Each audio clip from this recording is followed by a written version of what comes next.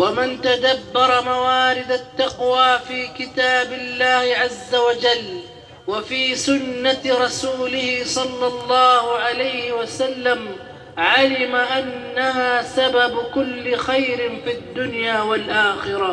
فالمتقون هم أولياء الله المتمسكون بالاستقامة الذين أخلصوا العمل لله واتبعوا سنة المصطفى صلى الله عليه وسلم فهؤلاء هم الناجون.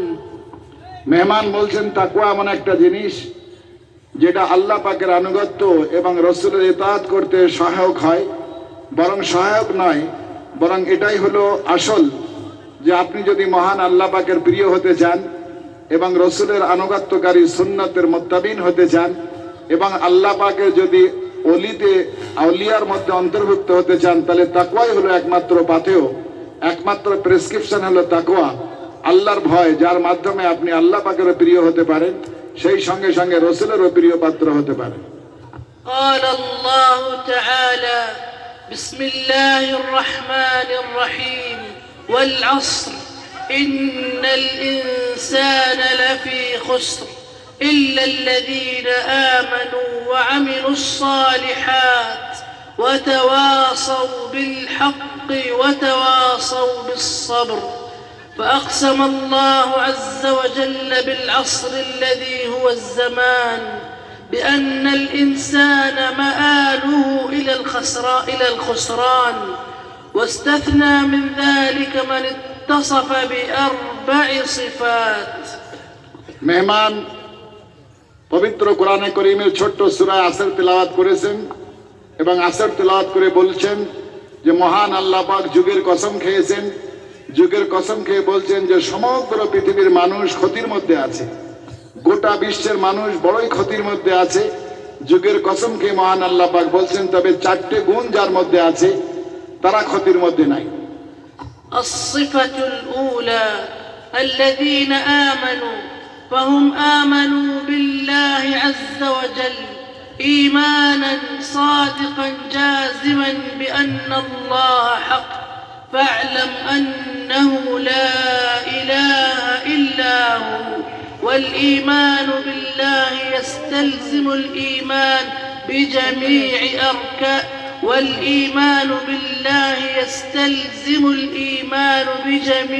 أركان الإيمان الباقية والتي جاء ذكرها في حديث جبريل عليه السلام: الإيمان أن تؤمن بالله وملائكته وكتبه ورسله واليوم الآخر والقدر خيره وشره، وهو الإيمان الذي لا يخالجه شك ولا تردد. মেহমান বলছেন সূরা আসর ওয়াল আসর ইন্নাল ইনসানা লাফি খুসর, সমস্ত মানুষ ক্ষতির মধ্যে আছে, কিন্তু চারটে গুণ যার মধ্যে আছে তারা ক্ষতি থেকে বেরিয়ে আসবে। তার মধ্যে প্রথম হলো আল ঈমানু বিল্লাহ, আল্লাহর প্রতি অকাট্য বিশ্বাস। আল্লাহর প্রতি অকাট্য বিশ্বাস হলো এই যে তিনি ব্যতীত আর কোনো মাবুদ নাই, তিনি ব্যতীত কোনো উপাস্য নাই, তিনি ব্যতীত কোনো খালিক নাই, মালিক নাই, রুজিদাতা নাই, তিনি একমাত্র মহান মাওলা যিনি গোটা বিশ্ব জগৎকে সৃষ্টি করেছেন। এই কথার বিশ্বাস অন্তরে পোষণ করা যে আল্লাহই একমাত্র ইবাদতের উপযুক্ত, আর সেই সাথে সাথে ঈমানের অন্যান্য যে সমস্ত বিষয়াদিগুলি রয়েছে, অর্থাৎ আল্লাহর সঙ্গে সংশ্লিষ্ট যে সমস্ত জড়িত যা আছে, যেমন হাদিসে জিবরাইলের মধ্যে মহানবী সরকারে দু আলম বলেন যে ঈমান হলো আন তুমিনা বিল্লাহি ওয়া রাসূলিহি বলে উনি বলছেন যে হাদিসে জিবরাইলের মধ্যে ঈমানের বাকি শাখাগুলি বর্ণনা করা হয়েছে। অতএব গোটা আরকান আহকামের প্রতি ঈমান নিয়ে আসাই হলো প্রথম। অতএব সেই ঈমানের অধিকারী যারা হবে তারা ক্ষতি থেকে বেঁচে যাবে। الصفة الثانية وعملوا الصالحات فهم بجانب كونهم آمنوا بالله أيضا التزموا بالعمل الصالح، ذلك لأن العمل الصالح الحسن هو الغاية والحكمة من خلق السماوات والأرض. قال الله تعالى: إنا جعلنا ما على الأرض زينة لها لنبلوهم أيهم أحسن عملا. ومن أجل ثمرات العمل الصالح انشراح الصدر وحصول الطمأنينة وهدوء البال. قال الله تعالى: من عمل صالحا من ذكر أو أنثى وهو مؤمن فلنحيينه حياة طيبة ولنجزينهم أجرهم بأحسن ما كانوا يعملون. والحياة الطيبة هي السعادة بكل معانيها. فمن أراد بعمله الصالح الله والدار الآخرة فليعلم أن الله قد ضمن له حياة نافعة سعيدة. মেহমান বলছেন যে যে চারটি গুণের পরিপ্রেক্ষিতে মানুষ ক্ষতি থেকে বাঁচতে পারে তার দ্বিতীয় গুণটা হলো যে ঈমানের পরে সে নেক আমল করবে। যে ব্যক্তি মহান আল্লাহ পাকের প্রতি ঈমান নিয়ে আসবে তার জন্য অপরিহার্য হলো যে নেক আমল, আমালে সালেহা। আমলে সালেহার অনেকগুলি গুণাগুণ তিনি বর্ণনা করেছেন। যে ঈমানের পর শুধু ঈমান থাকলো আর আমি আমল করলাম না, সেই ঈমান কোনো ফল নিয়ে আসবে না। সেই ঈমান ফলপ্রসূ হবে যে ঈমানের পরে আপনার থেকে ভালো ভালো কাজ, নেক আমলগুলি আপনার থেকে আসবে। আল্লাহ পাক যার বিনিময়ে আপনাকে হায়াতে তাইয়্যিবা দান করবেন এবং যার বিনিময়ে সুন্দর জীবন আপনাকে নসিব করবেন, সেটা আমলের গুণে আমলের বিনিময়ে আসবে। অতএব ঈমানের পরে যেটা অতি অপরিহার্য সেটা হলো নেক আমল, যেগুলি আল্লাহ এবং আল্লাহ রসুলের পক্ষ থেকে প্রমাণিত। সেই সমস্ত নেক আমলগুলি করার মাধ্যমে ঈমানের ফল আপনি অতি সুন্দর জীবনের মাধ্যমে পেয়ে যাবেন।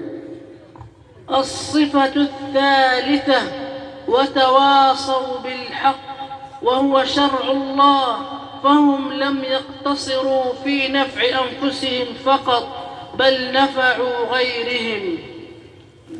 তৃতীয় গুণ হলো ওয়াতাওয়াসাউ বিল হক, সত্যের উপরে প্রতিষ্ঠিত থাকা, সত্যের নির্দেশ দেওয়া। সত্যের উপরে নিজে প্রতিষ্ঠিত থেকে সত্যের নির্দেশ যদি অপরকে দেন, এটা কেবলমাত্র আপনার মধ্যে সীমাবদ্ধ থাকবে না। যখন আপনি নিজে সত্যের উপরে চলবেন, সত্যের নির্দেশ অপরকে দেবেন, তখন এটার মাধ্যমে গোটা একটা সমাজ ব্যবস্থা সুন্দর হবে, গোটা দেশ ভালো হবে, সুন্দর হবে। الصفة الرابعة وتواصوا بالصبر فالصبر على طاعة الله وطاعة رسوله صلى الله عليه وسلم والصبر على أقدار الله المؤلمة والصبر عن معصية الله. এবং চতুর্থ যে বিষয়টা যেটা মানুষকে ক্ষতি থেকে বাঁচাবে, 1 নম্বর ঈমান বিল্লাহ, 2 নম্বর হলো আমালে সালেহা, 3 নম্বর সত্যের উপরে প্রতিষ্ঠিত থাকা, সত্যের নির্দেশ দেওয়া, আর 4 নম্বর হলো সবর, নিজে করা সবরের প্রতি নির্দেশ দেওয়া।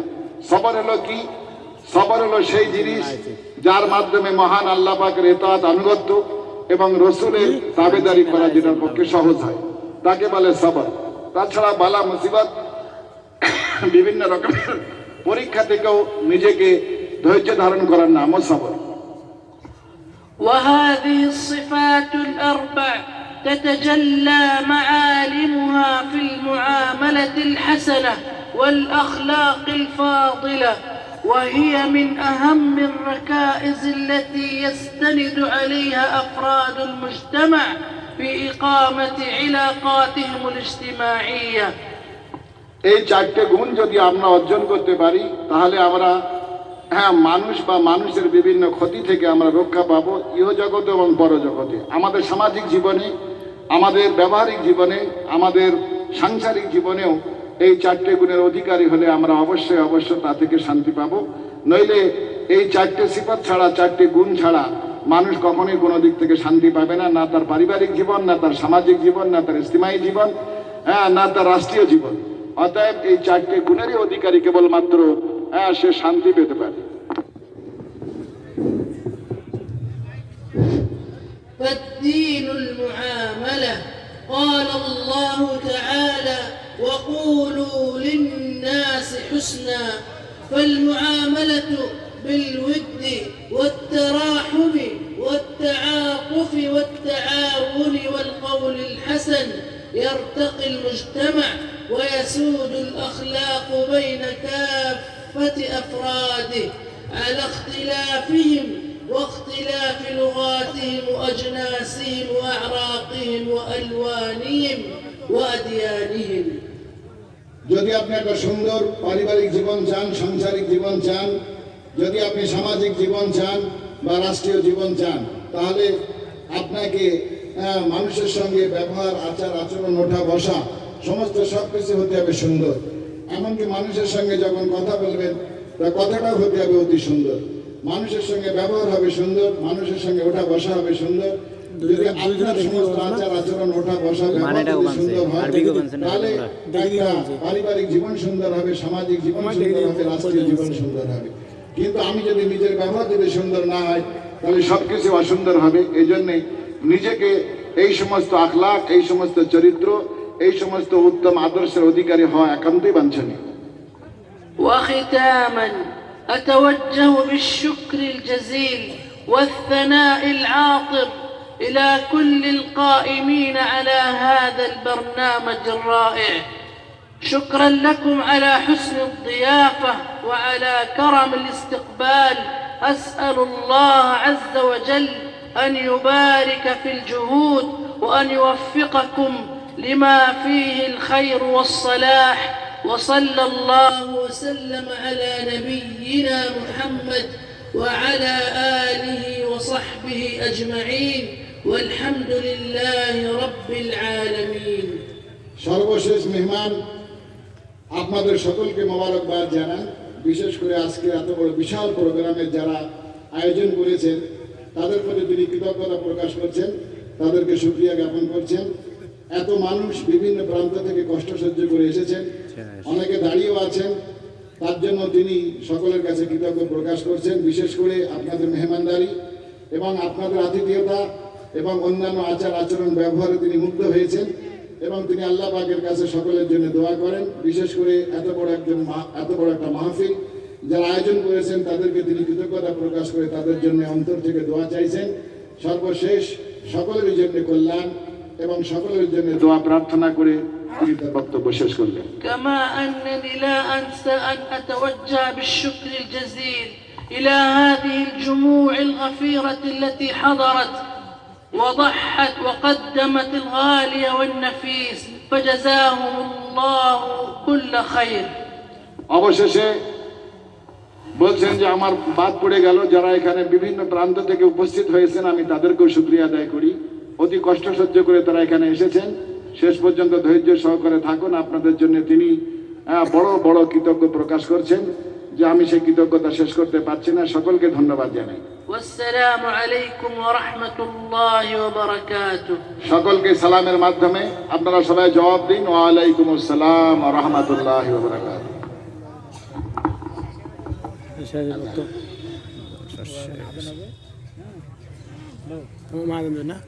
ভাই এখন আজান হবে।